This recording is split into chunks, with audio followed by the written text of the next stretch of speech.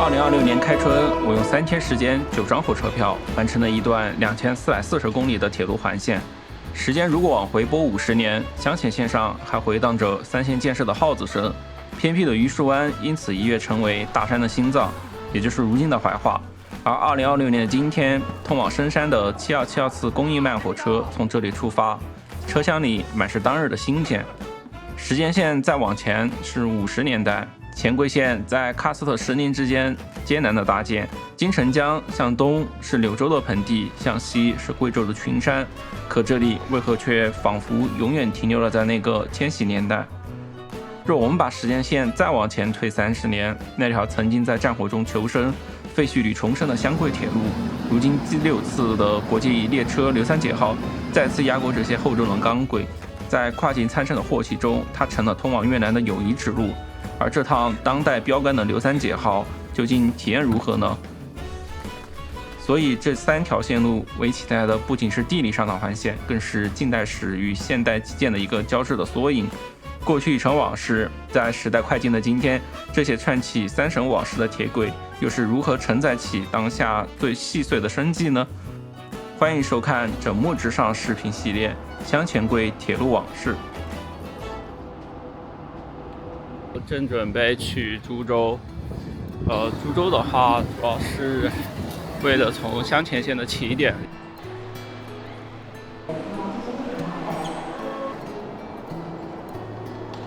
从长沙到株洲大概是半个多小时，而距离我上次坐绿皮火车已经是10年前了。而株洲作为火车拉来的城市，它是京广沪昆2条大动脉的十字交汇点。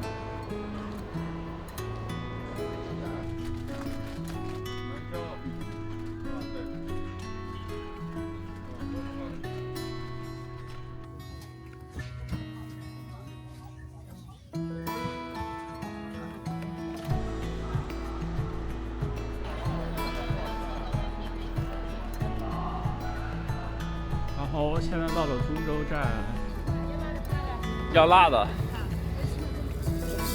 15一份的好坏，青椒炒肉，越分越菜，那个是大的。我要辣椒炒肉的。对。哎，好。听说现在只有湖南境内有几个站点还保留这种盒饭，热气腾腾的，在火车上能吃上这一口，其实挺好的，味道还算可以，有菜有肉有蛋，所以卖得很快。一下车就很多人聚拢在餐车旁。株洲这座城市因铁路而兴起，全球超过1/3的电力机车都来自这里，可以说是机车的摇篮。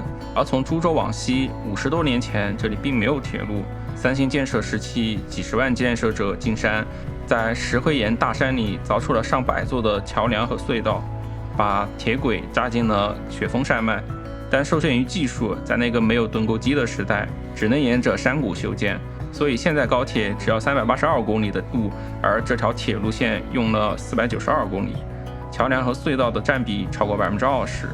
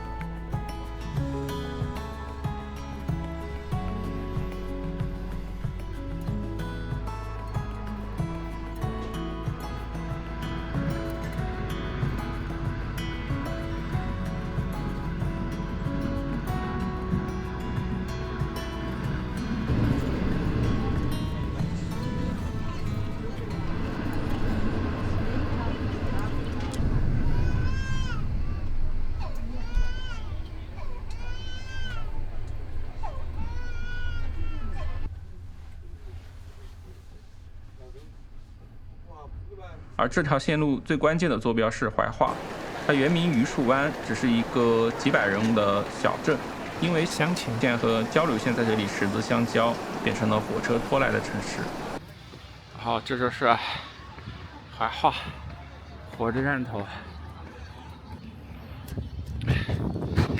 所以我现在就抵达了我设计的这条计划的第2个中途点，第1个是株洲，第2个是怀化，一共坐了6个小时。其实这一趟下来，我估计大部分都是阴雨天气，所以说可能不太好。但是阴雨天反而是咱们这种山区、这种湘黔归这些地区最能感受到这些实地的一个天气，更真实吧。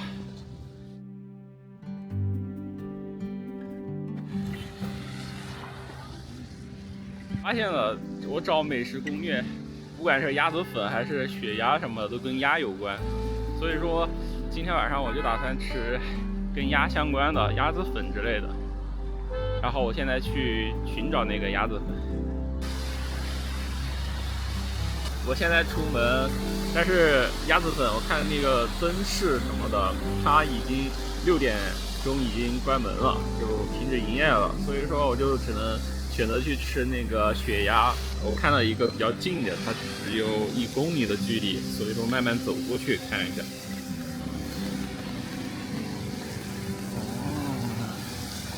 我现在即将抵达我要的今天的这个目的地，这个叫开了30年，就是这个店的招牌血鸭，这里是半只，偏咸，然后偏辣口，咸辣的。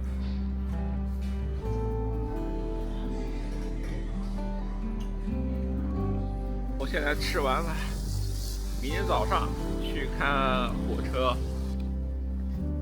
Hello， 现在我是早上的5点41分，然后我现在正准备去那个一个火车迷比较喜欢去的地方。这里就是过铁路的一个隧道，下面就是铁路。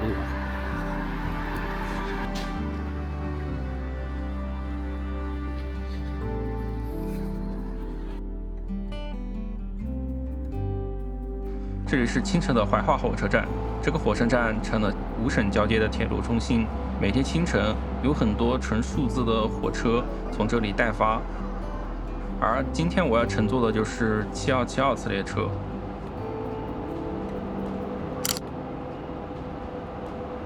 它从怀化开出，终点是梅江，全程有182公里，6个大站点。而作为湖南到贵州的卖菜专列，实际上中途还会有很多的沉降所，都会停靠，时速平均才40公里每小时。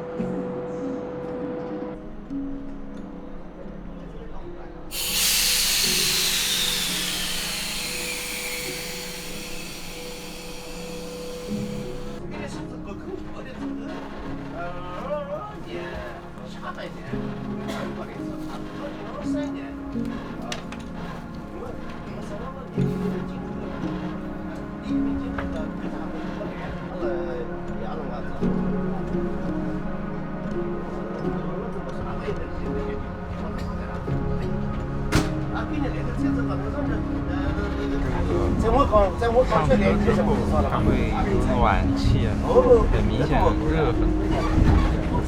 暖气一直冒着。本来今天其实算有一点凉的。明显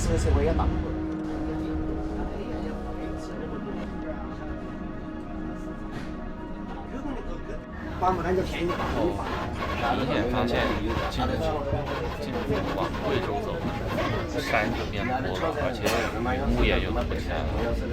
现在快到锦河了，也就是他们大部分时候的一个上站点。啊，现在人少一点了。哪里？什么时候人多一点呢？去年腊月干嘛？腊月天晴，那1月时候天晴，我就怨不头的，你管这么低了。出太阳的时候便宜。拐子俩有不多钱的。我有掉水的单。那进货到这了，小子。好。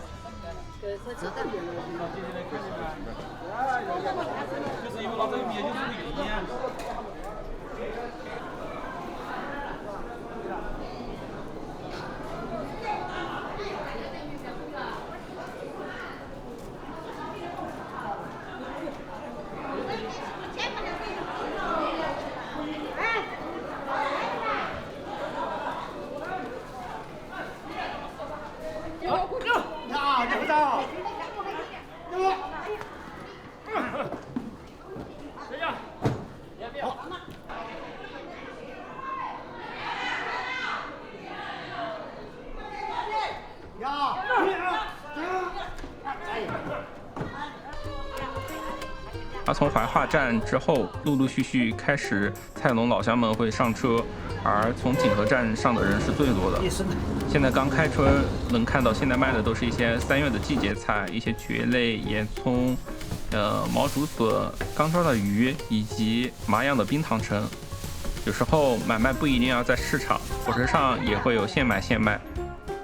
另外，如果你仔细看的话，会发现一个很细节的点是，不管专门改造的车厢多么空旷，一般大家都会先把扁担篓子放在走廊门口，即使要抬腿过了，也会要放在门口。这就是为了能够第一时间下车，然后赶去100米的集市，抢占好位置。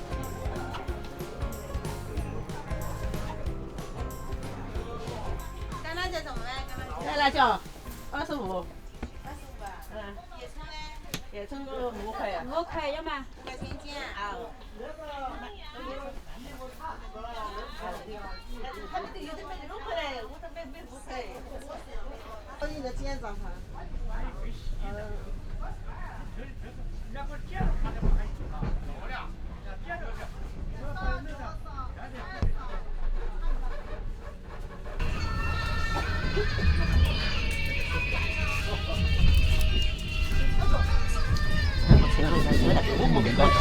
觉得没看见，这个要走，这个要走不看见。然后直接可以。没有免费。也收费了，摊位。收费啊，13块。3块一个摊位，自己选还是安排好的？自己挑吧。自己挑，先到先得呗。前面一个先挑后头排嘛，就后面这就是挑木嘛当道的。就先到先得，和人抢时间。对对。多一点。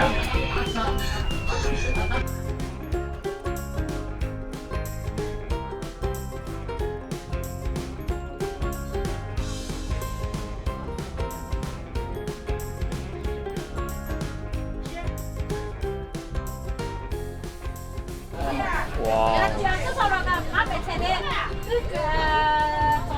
真的美丽乡村。这就是贵州。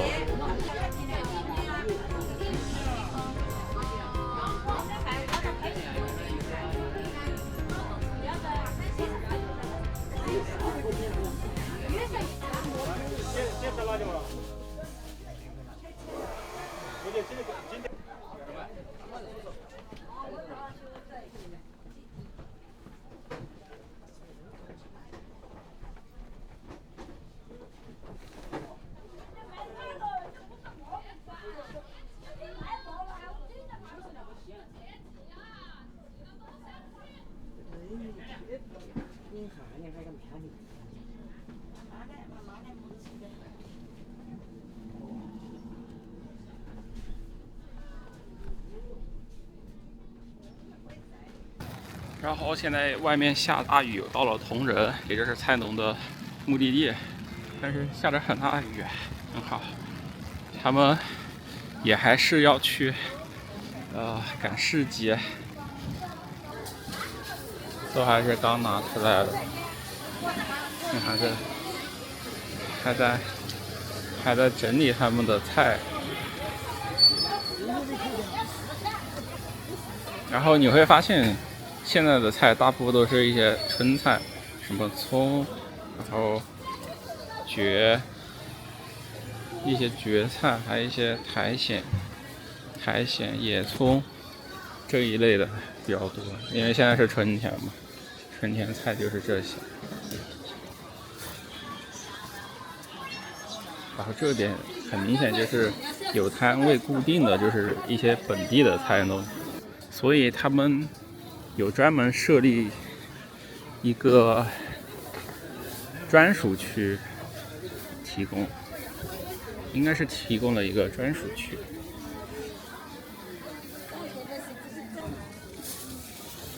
就是我比较好奇他们那种专属的摊位在哪儿，刚刚有点迷路了，我操！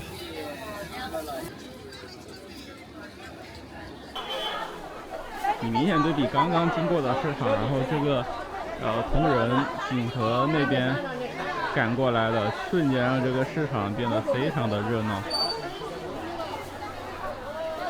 甚至很多货主还没开始摆出来就已经爆满很多人了。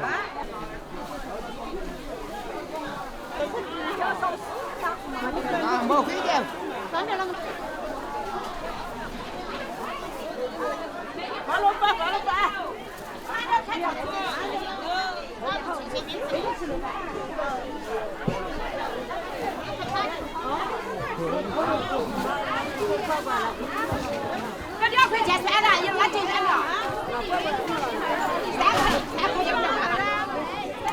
3块，你知道个卖？我来了，我3块的搞水果，我才让俺多挣。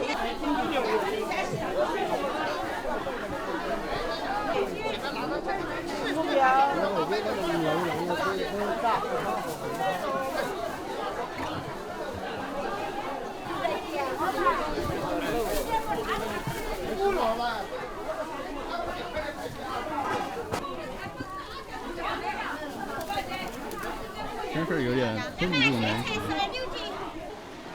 这就是麻将狗市，然后2点钟，为什么9点钟？因为9点钟才到，然后2点钟就是从同仁又发车，他们就走了。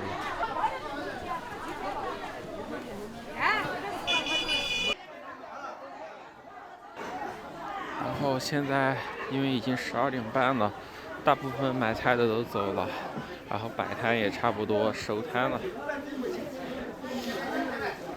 基本上卖的差不多了。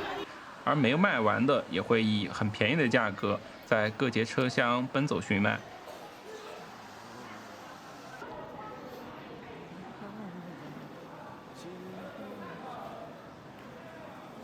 然后现在就是满载的空载而归，而且也没有跑得很快，走得很慢了，悠哉悠哉的。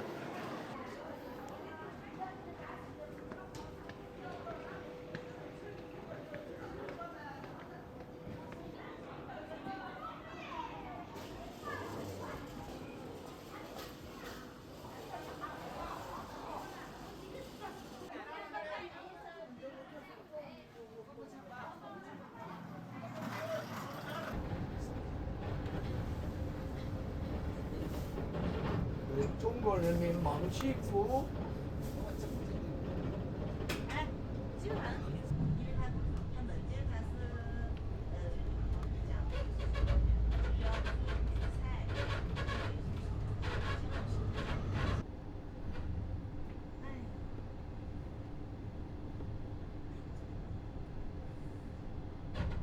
你了。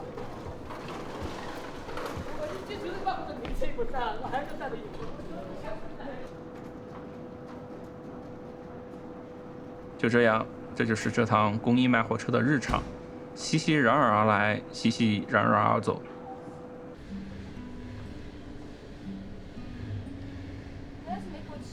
又回到怀化，支线任务完成了，继续前行到玉屏，而从玉屏到贵阳，也就是湘黔线的贵州段。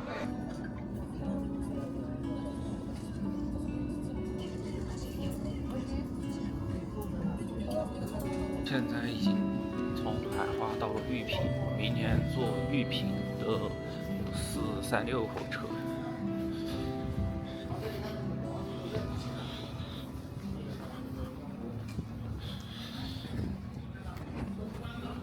现在就是早上去嗦一个牛肉粉，因为铜仁这边，然后贵州这边基本上就是牛肉很多，就是主要吃牛肉，可能是山区养牛比较多，因为山里好放牛嘛，也许是这样，走，然后来嗦粉了。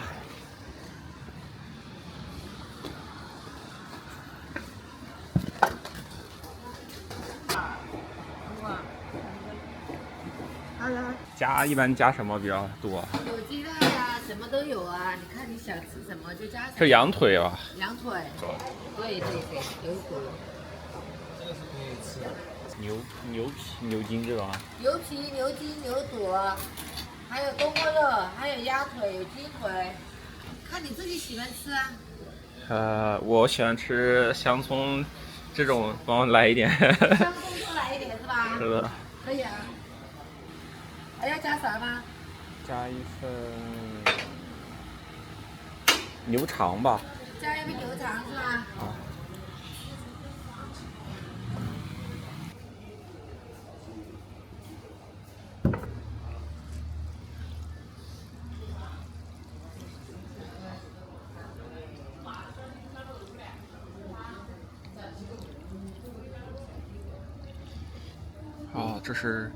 这是泡椒牛肚牛肉，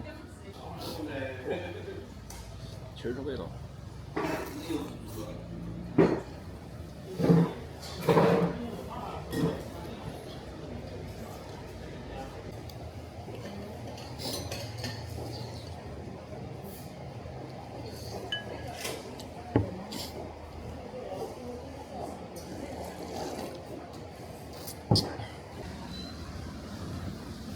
刚吃完这个粉，其实它这个鲜切牛肉粉的味道还真可以，我觉得比较夯的那种了，是真的还可以。那个辣椒配上那种泡椒啊什么的啊，我觉得还是非常好吃的。然后现在是准备去哪呢？去火车站。然后看到了这里有个这样的建筑。还挺好看的。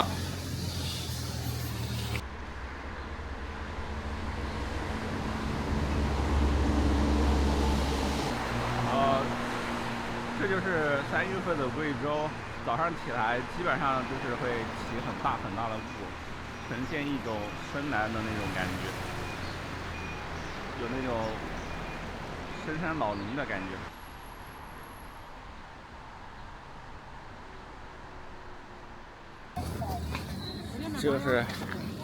这怎么卖的？1块钱3个。1块钱3个。对。那就来3个好啊。这里面放的是什么？放点辣椒。哦，来3个。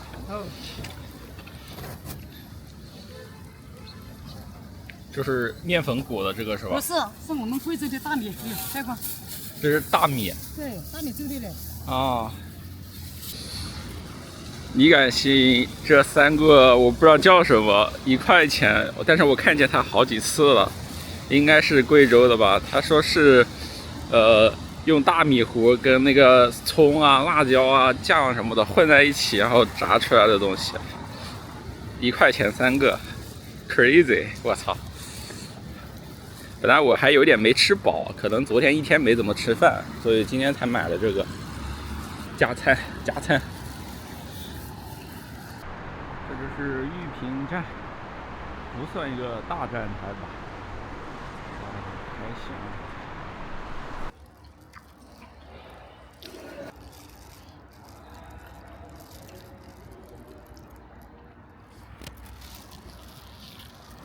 吃起来还不错，咸的，然后辣的，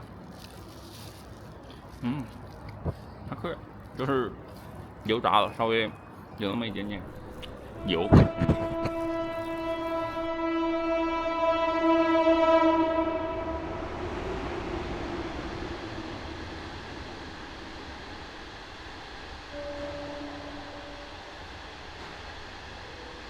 我正在等玉屏到贵阳的火车。5639次列车全程338公里，行驶有7个小时，停靠有16个站。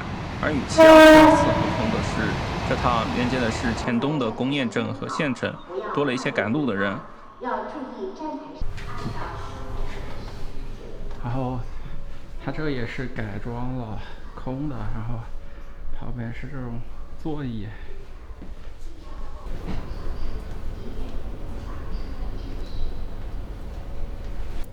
然后它这节车厢就有很多的民族元素，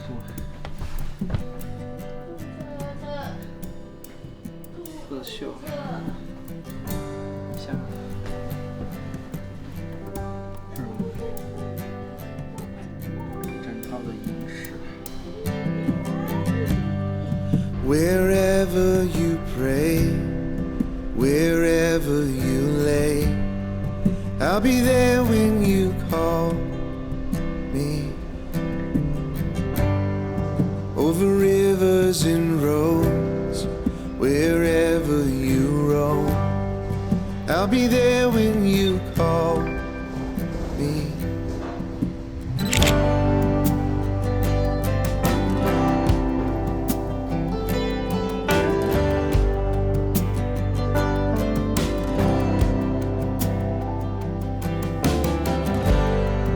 When time starts to break and the dawn is away. 而从宝老山站开始，就会有一些菜农上车去凯里卖菜，而宝老山站出发就会经过一条很有意思的展线。当时机车动力有限，所以线路沿的山坡盘旋而上，呈现一条八字的形状。前面就是我的火车头，就是因为现在相机没办法伸出去了。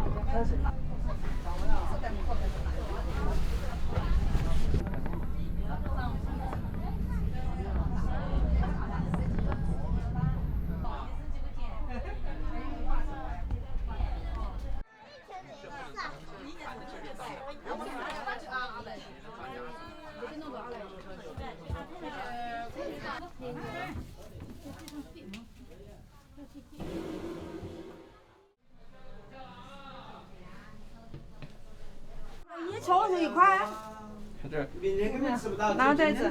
有啥包子？每次吃不到我就带回家嘛。这折耳根味道特别浓啊！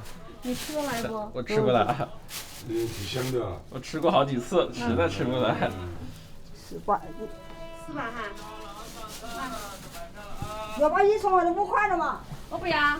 没有，我要把价格。芹菜咋卖的嘛？芹菜2块。2块8。啊，1块1个斤。不野，因为太大了头。还有生种子种的，还是野嘛？这是什么菜？这个是花，花，煮糯米饭的。煮糯米饭的。哦。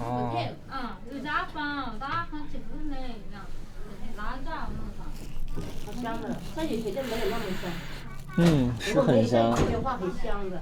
啊，放糯米饭里面的。哎，不是这个，拨那个开水，你要弄一下，那个整那个纱布来玩一下，就那个水来泡糯米饭，啊，到第2天就可以摘了嘛。哦，明白，就是有点类似那种葱姜水一样的，泡一下，然后那个水才是重要的。哎，对，就是要那个水。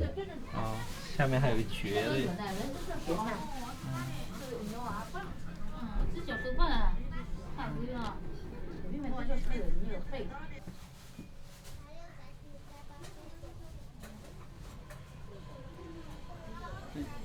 一个上午你们卖得完了吗？卖完了。一个上午就能卖完？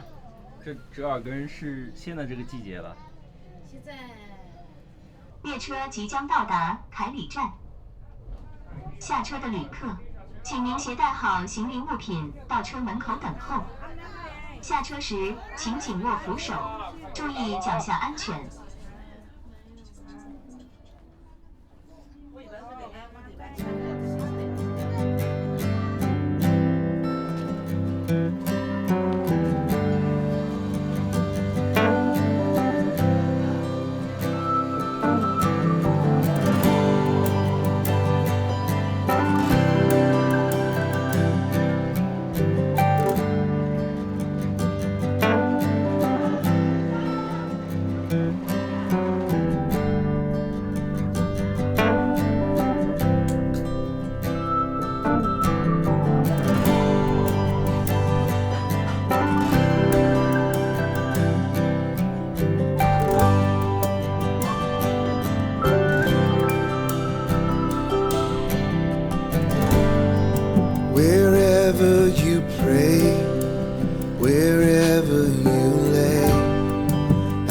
there when you call.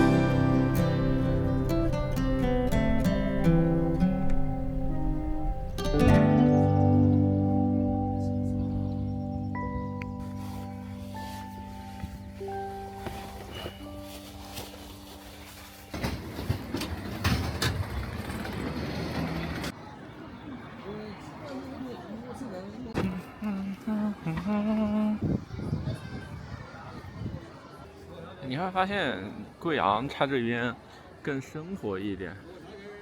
看它这边，落下来吧，落下去嘛！哎呀，落下去嘛！那怕走的，要得吃。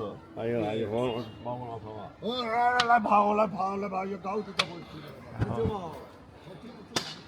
这就是贵阳，很生活这边。然后还有贵阳这边一个典型特色是辣椒好多啊，各种胡椒、干胡椒。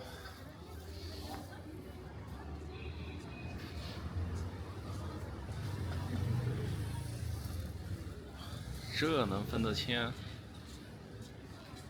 这有一个绿色的小巷子，上去还挺有意思的。你看它那个绿色的墙皮，是不是很有感觉？然后这个红砖楼，好有年代感。这种应该是非常典型的苏年时期的那种风格建设。从这个角度看，是不是很漂亮？还挺美的，很安静。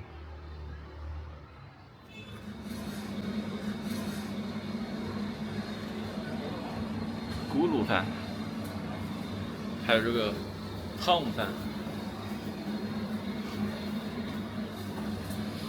然后牛肉，这也是猪肉，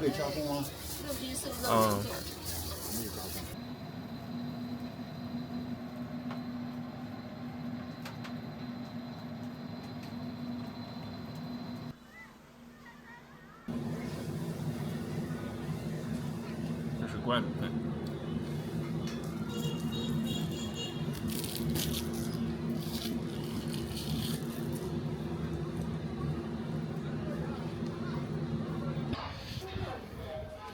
兄弟们，出大事了！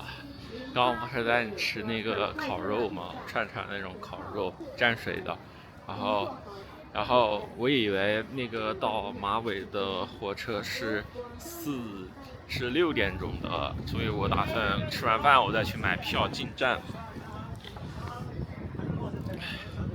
然后结果等我过来到火车站口，我来买票的时候。好大的风，然后我才发现，他原来是4点钟，也就是已经半个小时前他已经走远了，我操！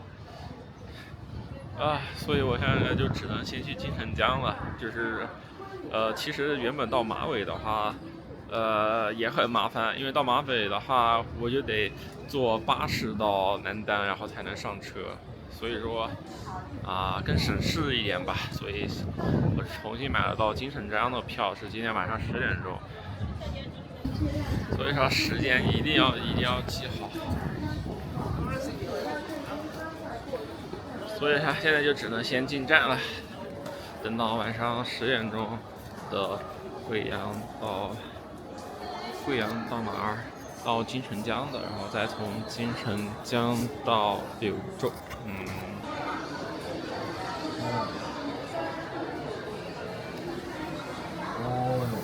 现在10点钟，在贵阳正准备坐硬卧，然后它这一趟列车基本上就只有卧铺，所以还行。然后4个小时以后就抵达金城江。从金城江开始我的下一段旅程，这就是黔桂线。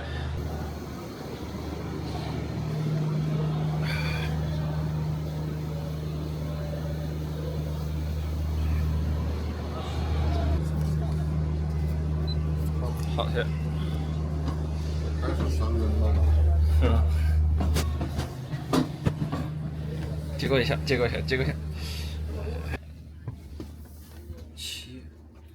七中站。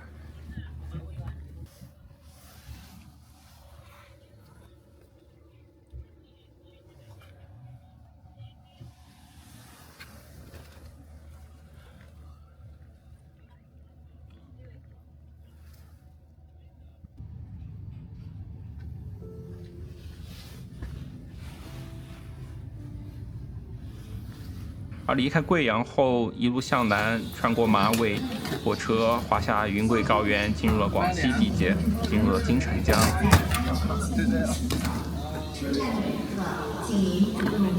好，现在是2点20分左右吧。开启今天的支线任务，宁城的金城江。我打算在宁城金城江。到时候看看，不知道行不行，可能要等到天亮，可能走着走着天就亮了。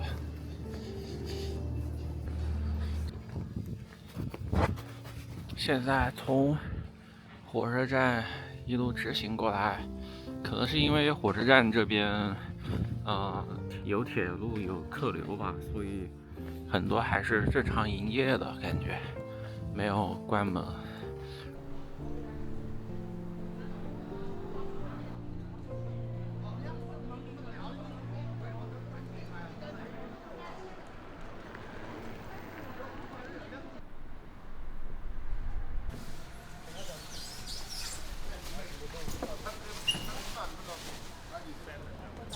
现在是凌晨2点半了。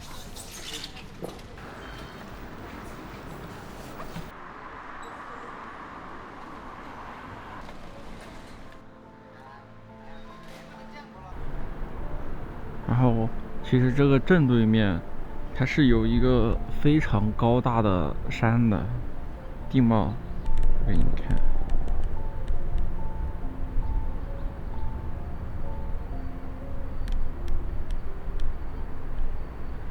看到没？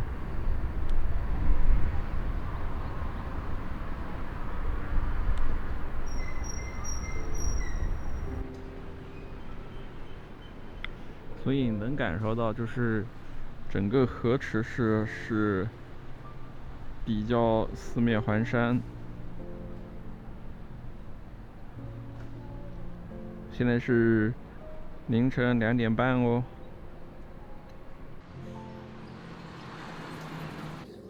中辣微辣。中辣吧，中辣。加一个炸弹和这个肠，这个腊肠。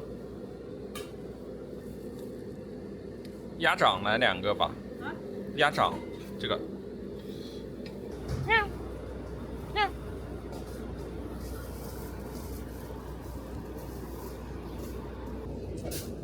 其实它这个螺蛳粉一点都不臭，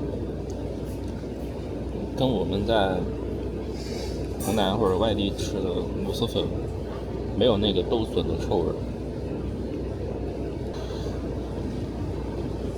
它这个会放这种，我忘记叫什么了，叫黄花。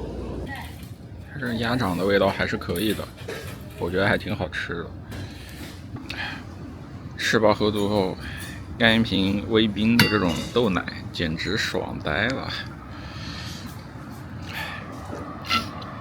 他们这里一般都是以他们主要是做夜宵为主吧，就是用螺蛳粉作为夜宵。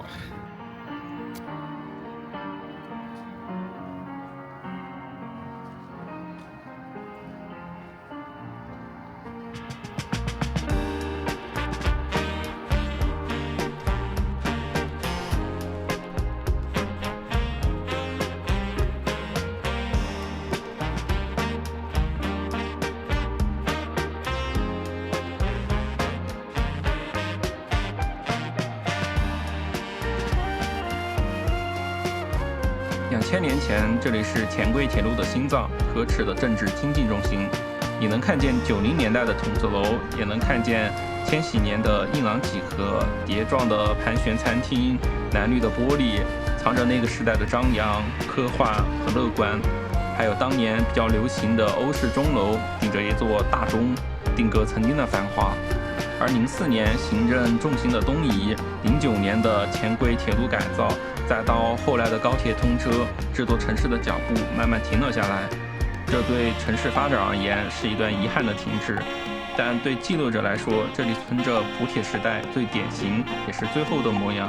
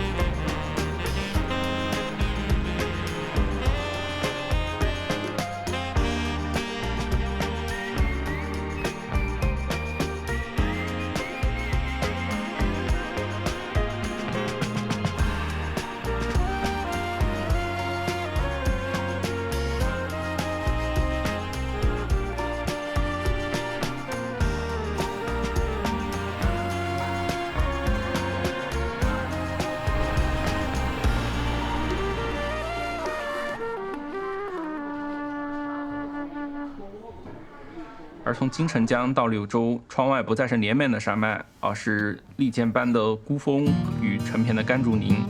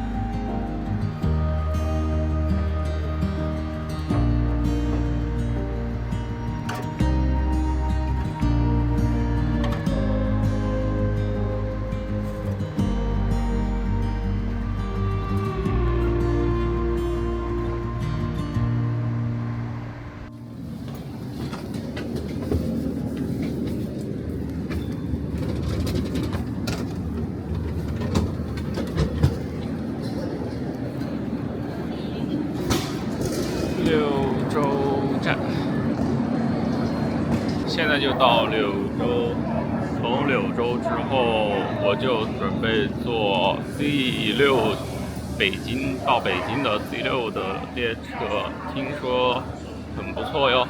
然后从 C6 到长沙就完成了这一套的旅行了。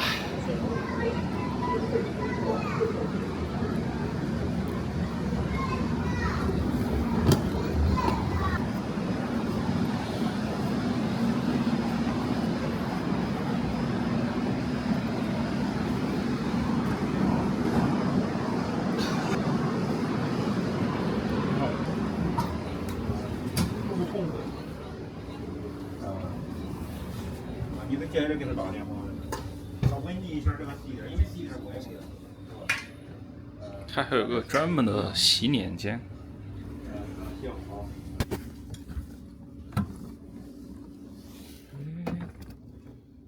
还有一个空气选择，这应该是指温度吧？但它为什么是90度？什么意思？这还有一个电视的饮食控制器。器、灯光，哎，没错，还有一个镜子。也就是6个小时之后，我就回到了长沙。然后我现在准备就是去吃一下它这个车厢上特有的食物，听说不错。餐车是在11号车厢，这边11号。这边11号，好，谢谢啊。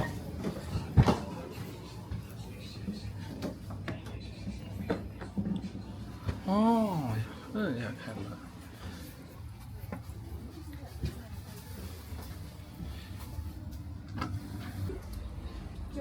我可以点餐吗？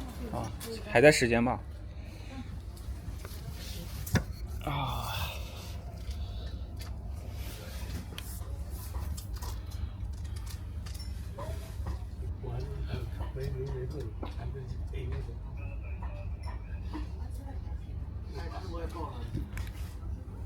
你好。点这个南宁的柠檬鸭，加一份米饭。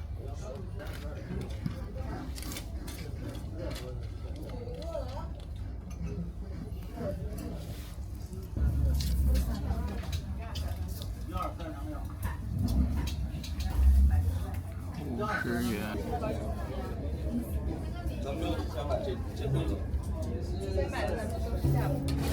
4个人我大对价。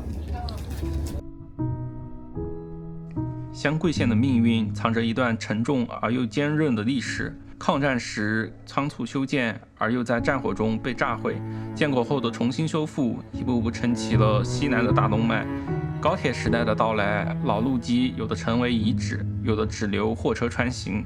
而在穿行在这新老交替之间的是这次乘坐的第6次刘三姐号。这趟列车从1955年开始从广西进京的老牌列车，2016年被命名为刘三姐号。它既是广西流动的名片，也是一辆跨国的列车，是朴素铁路时代至今仍在奔跑的时代记忆。